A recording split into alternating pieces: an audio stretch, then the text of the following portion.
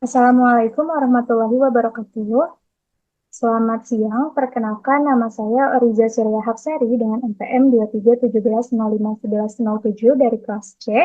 Di sini saya akan mempresentasikan mengenai sort versus quicksort versus selection sort.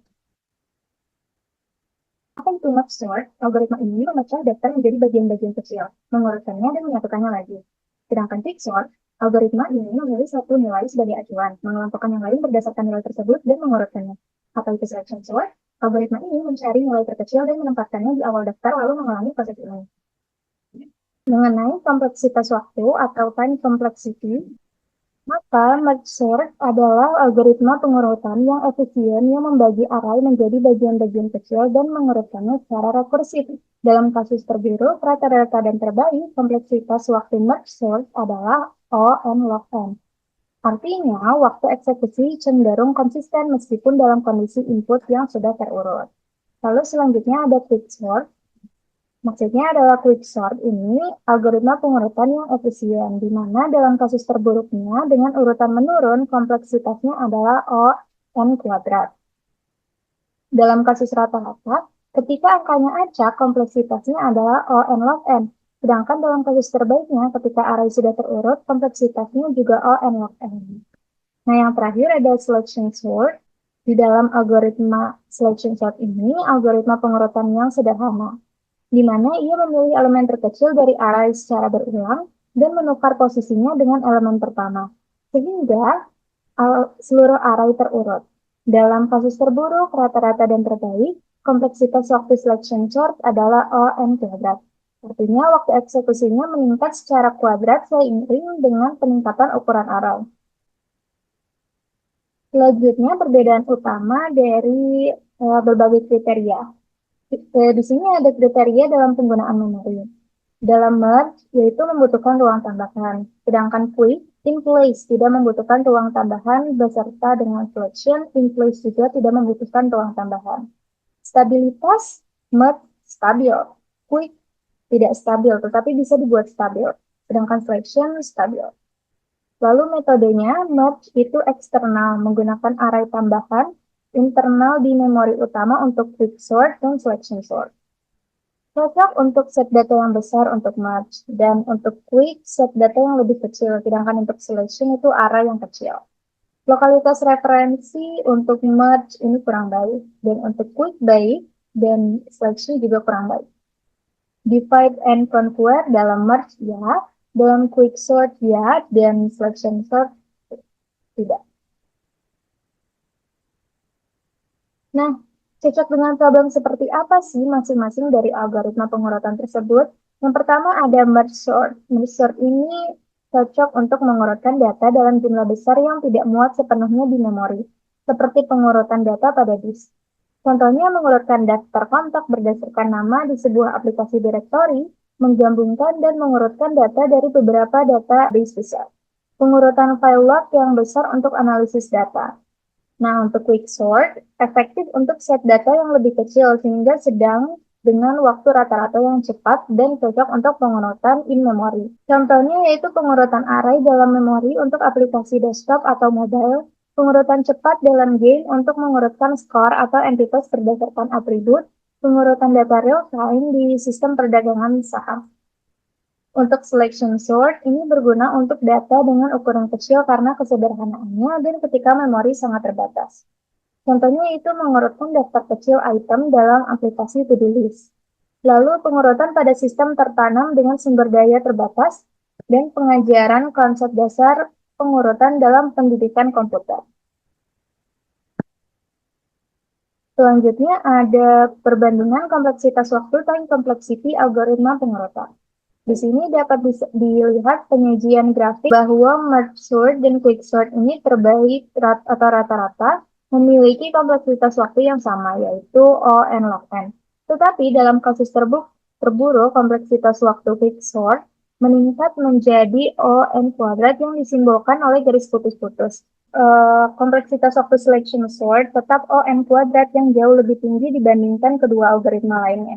Dari grafik ini terlihat bahwa merge sort dan quicksort terbaik atau rata-rata itu lebih efisien daripada selection sort. Selanjutnya ada grafik untuk perbandingan kinerja algoritma pengurutan. Ini menunjukkan perbandingan waktu eksekusi antara tiga algoritma pengurutan, yaitu merge sort, quick sort, dan selection sort. Dari grafik ini dapat dilihat bahwa merge sort dan quick sort memiliki waktu eksekusi yang relatif konstan dengan pertumbuhan ukuran array. Sedangkan selection sort menunjukkan peningkatan yang lebih signifikan dalam waktu eksekusi seiring pertambahan ukuran array. Quicksort menunjukkan kinerja terbaik secara keseluruhan, diikuti oleh merge sort. Sementara selection sort menunjukkan kinerja paling lambat. Selanjutnya yaitu apa sih yang menjadi keunggulan terbaik dari pemilihan tiga algoritma tersebut? Yang itu yang paling pertama, top number one adalah quicksort. Kenapa? Jadi jika kita mempertimbangkan kecepatan, efisiensi, memori, dan performa rata-rata, quicksort ini seringkali menjadi pilihan yang terbaik. Berikut adalah beberapa keunggulan dari algoritma quicksort. Yang pertama ada efisiensi waktu. Memiliki kompleksitas waktu rata-rata (ON log n) yang membuatnya sangat cepat untuk dataset besar. Kedua, penggunaan memori yang rendah. Sebagai algoritma in place, quicksort tidak memerlukan ruang tambahan yang signifikan, yang mengurangi kebutuhan akan memori. 6. Kebutuhan ruang tambahan yang rendah. Tidak seperti merge sort, quicksort tidak memerlukan array yang sementara yang besar untuk operasi pengurutannya. Lalu penggunaan luas dalam praktik, quicksort telah terbukti efektif dan banyak digunakan dalam berbagai aplikasi dan perpustakaan pengurutan. Optimasi dengan strategi pemilihan pivot yang berbeda. Performa quicksort dapat dioptimalkan lebih lanjut dengan menggunakan strategi pemilihan pivot yang berbeda untuk menghindari kasus terburuk. Yang terakhir, menggunakan strategi divide and conquer, yaitu memanfaatkan strateginya yang memecah masalah menjadi sub-masalah yang lebih kecil dan lebih mudah untuk dipecahkan.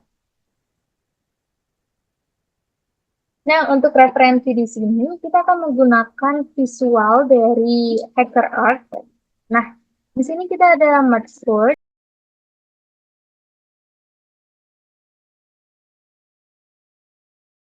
Dilakukanlah divide, yaitu membagi array menjadi dua sub-array yang hampir sama besar. Lalu conquer, yaitu secara rekursif urutan kedua sub-array tersebut. Lalu combine, menggabungkan kedua sub-array yang telah diurutkan menjadi satu array yang terurut. Logika di balik merge sort ini adalah pendekatan divide and conquer.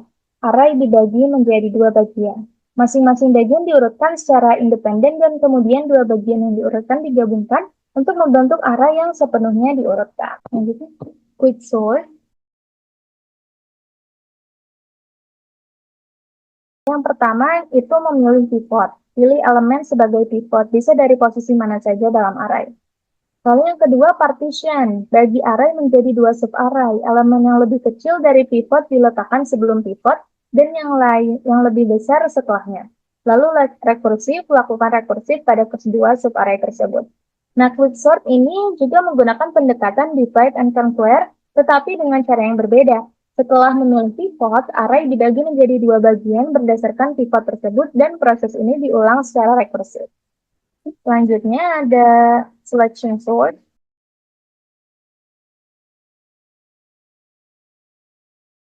Adalah mencari elemen terkecil dalam array yang belum diurutkan. Lalu swap, tukar elemen terkecil tersebut dengan elemen pertama dari array yang belum diurutkan. Selanjutnya iterasi, ulangi proses ini untuk setiap elemen sampai seluruh array tersebut. Lalu selection sort ini bekerja dengan cara mencari elemen terkecil dan menukarnya dengan elemen pertama dari bagian array yang belum diurutkan. Lalu mengulangi proses ini sampai seluruh array terurut. Untuk ketiga algoritma ini memiliki cara kerja yang unik dan efektif untuk mengurutkan data. Top number one pertama yang dapat saya pilih adalah quicksort dengan 15 keunggulan teratas yang sudah dijelaskan sebelumnya pada presentasi kali ini. Ini adalah referensi dari pencarian materi, pencarian visualisasi, pengertian, dan lainnya. Mungkin itu saja yang dapat saya sampaikan.